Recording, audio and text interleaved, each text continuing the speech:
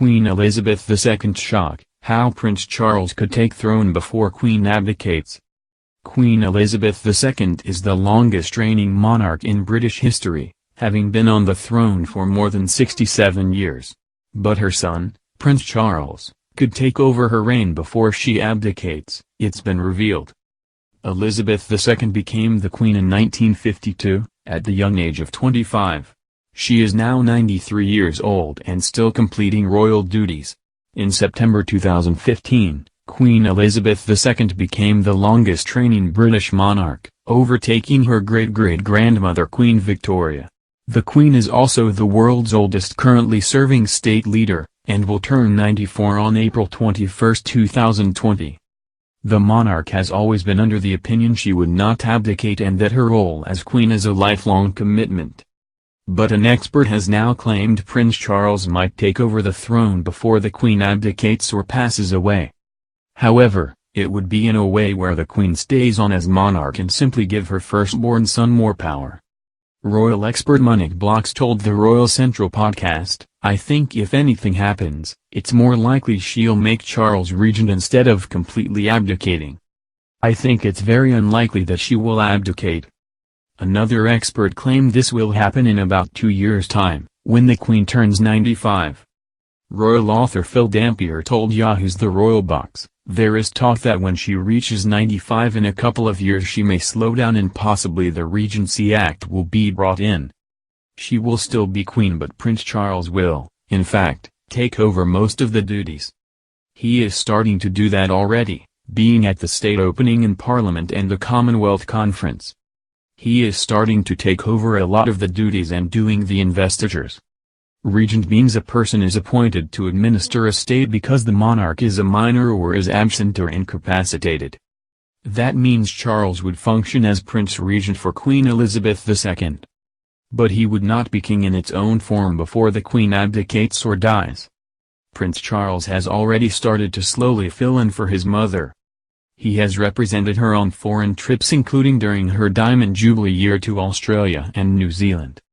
Making Charles Prince Regent would be done by triggering the Regency Acts.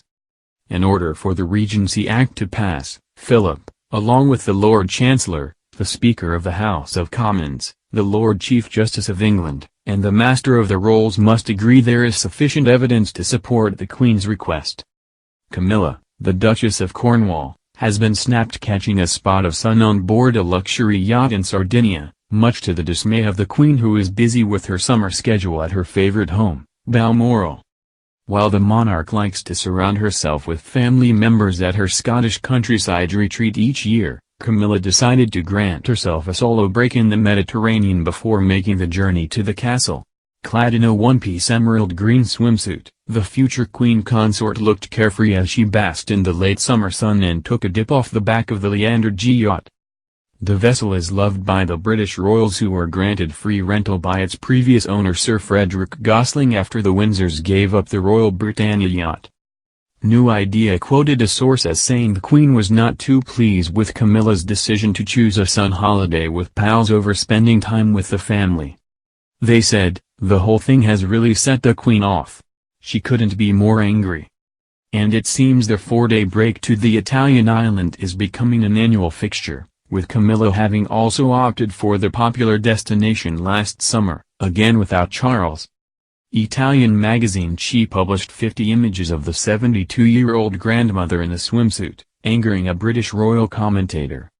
Richard Fitzwilliams branded the magazine disgustingly lurid for showing pictures of the royal in her swimming costume. The Duchess was seen 2 days near Corsica and 2 days off the coast of the island Caprera. Camilla's short break comes after Meghan Markle, 38, gave Balmoral a miss and instead jetted to New York to watch her friend Serena Williams play in the US Open women's singles final.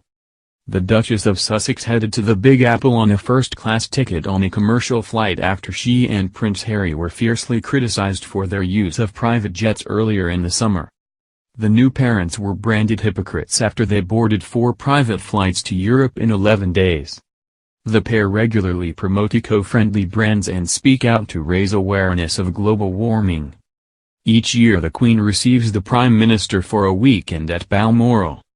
But due to the Brexit crisis gripping the UK this year, Boris Johnson and his girlfriend Carrie Simon stayed only one night with the monarch. During her stay at Balmoral, former Prime Minister Margaret Thatcher caught a glimpse of the Queen washing dishes with her bare hands. This prompted the UK's first female premier to send the head of state a pair of rubber gloves as a Christmas present. Princess Eugenie once described the holiday home as the most beautiful place on earth. The royals enjoy picnics, garden parties and leisure activities at Balmoral, which was bought by Prince Albert in 1852 £32,000. Queen Elizabeth II was reportedly furious after learning about Camilla Parker Bowles' solo Mediterranean trip. The Duchess of Cornwall was photographed enjoying the summer break in Sardinia without Prince Charles. According to New Idea, the monarch was mortified with Camilla's holiday parade because she felt that the party-loving royal was spending the palace's money on unnecessary luxury holidays. The Queen is positively livid over Camilla's holiday, a source said. The royals have had their annual summer holiday and now it's the time for them to buckle down and get back to work, but instead, Camilla is gallivanting around Europe in her swimsuit and partying on boats. The whole thing has really set the Queen off. She couldn't be more angry. During Camilla's solo trip, she was photographed in a swimsuit. According to royal commentator Richard Fitzwilliams, the paparazzi are lower than vermin and he called them deplorable. The notorious magazine she owned by Silvio Berlusconi, one of the tabloids that published Kate Middleton's topless photo, circulated pictures of the Duchess of Cornwall in a swimsuit. A netizen commented on Fitzwilliams' post on Twitter and said that the royals are parasites and they leech off the taxpayers' money. For him, it was only fair that others make money from them. We fund the useless leeches and their expensive lifestyles in one way or another. They are therefore fair game for anyone else to earn from. Good luck to the paparazzi, a modern Britain shouldn't have royalty. The online user wrote. The Duke and Duchess of Cambridge sued the magazines that published Middleton's topless photo in 2012. The shot was taken while the couple was on vacation in Provence, France. The royals insisted that what the magazine and paparazzi did was a breach of their privacy. In 2017, the 6 defendants were convicted.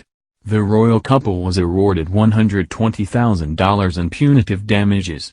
Regional newspaper La Provence, which printed additional images of Middleton in her swimwear, was ordered to pay $3,500 in damages. Kensington Palace released a statement after the judge announced her verdict saying that Prince William and Middleton were pleased that the court favored them and the matter was close. The Duke and Duchess of Cambridge reportedly wanted to make a strong point that such kind of unjustified intrusion should not happen.